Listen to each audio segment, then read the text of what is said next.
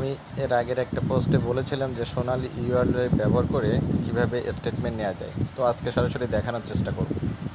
এই যে আমি আমার ওয়ালেটে যদি লগ ইন করি, লগ ইন করার পরে দেখেন এই যে সার্ভিস যে অপশানটা আছে আমি ক্লিক করলাম, এখান থেকে অ্যাকাউন্ট স্টেটমেন্ট। এখানে এই যে দেখাচ্ছে যে failed, the service is not active yet. এটা সমস্যা নেই, আমি ওকে দিলাম। ওকে দেওয়ার পরে ধরেন আমি এটা ডেট সিলেক্ট করলাম যে সেপ্টেম্বরের 1 তারিখ থেকে আমি আজকের তারিখ পর্যন্ত নিব। আমার ওয়ালেট পিনটা দিলাম, দেওয়ার পরে আমি সাবমিট বাটনে ক্লিক করলাম। দেখেন এই যে success account statement in email. Okay, আমি এবার আমার মেইলে চলে যাই। দেখেন এই যে 5টা 7 মিনিট সোনালী ব্যাংক পিএলসি থেকে কিন্তু অলরেডি আমাকে স্টেটমেন্ট দিয়ে দিয়েছে।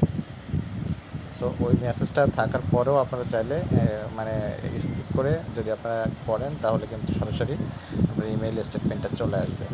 সো ওই মেসেজ দেখে অনেকে ভাবতেছেন যে এটা অ্যাক্টিভ হয় না, কিন্তু এটা অ্যাক্টিভ আছে। আপনাকে ওখানে ওই ওকে বাটন ক্লিক করে এটা করতে হবে।